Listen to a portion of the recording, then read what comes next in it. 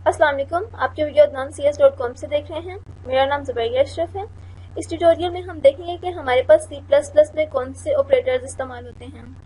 हम जो common operators होते हैं हमारे पास, जैसे कि अरिथमेटिक ऑपरेटर्स हो गए, हम उन तमाम ऑपरेटर्स को देखेंगे इस ट्यूटोरियल में।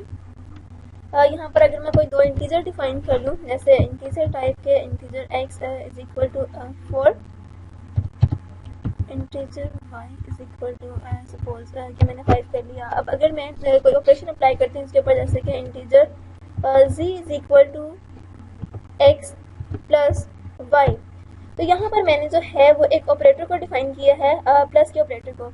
ऑपरेटर असल में जो काम करते हैं वो ये करते हैं कि एक ऑब्जेक्ट की वैल्यू को दूसरे ऑब्जेक्ट की वैल्यूज को असाइन कर देते हैं, या 2-3 वैल्यूज के ऊपर जो भी ऑपरेशन परफॉर्म हो रहा है उनको परफॉर्म करके उस ऑपरेटर की वैल्यू को दूसरे ऑपरेटर को असाइन कर देते हैं।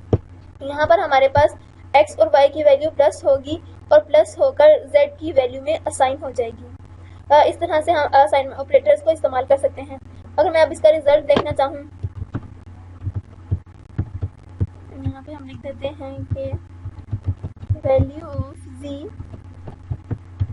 और हमारे पास आ जाए z, तो अब हमारे पास इसकी वैल्यू आ जाएगी 9। अगर हम इसको रन करके देख लेते हैं एक बार,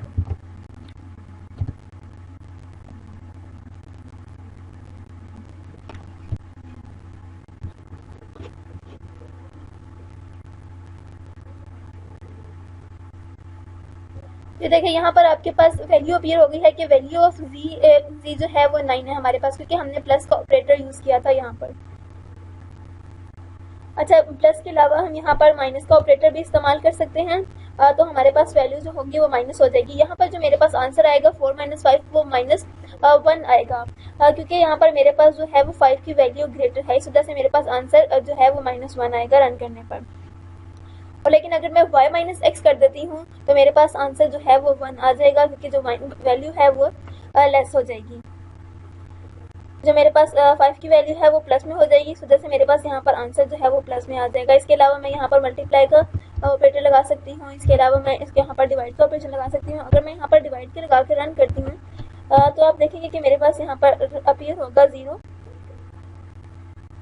ये देखिए यहाँ पर मेरे पास 0 अपीयर हुआ है, क्योंकि मैं 4 / 5 कर रही हूँ और मेरे पास कोई रिमाइंडर भी नहीं है। अगर मैं इसको यहाँ पर y / x कर देती हूँ तब मेरे पास उसकी जो है वैल्यू वो प्रिंट हो जाएगी। अभी चेक करते हैं हमारे पास इसका आंसर क्या आता है। अब देखिए मेरे पास इसका आंसर जो है वो 1 आया है। जब मैंने 5 को 4 के साथ डिवाइड किया तो मेरे पास आंसर 1 आया। इस तरह से हम इसको डिफाइन कर सकते हैं ऑपरेटर्स को, और उनके ऊपर ऑपरेशन परफॉर्म कर सकते हैं डिफाइन। इसके अलावा अगर मुझे रिमाइंडर भी चेक करना है तो मैं यहाँ पर मोड का ऑपरेटर लगा सकती हूँ, जिससे मैं अपना जो है वो रिमाइंडर चेक कर सकती हूँ कि मेरे पास इसका रिमाइंडर क्या है। इस तरह से हम ये ऑपरेटर्स को परफॉर्म करते हैं।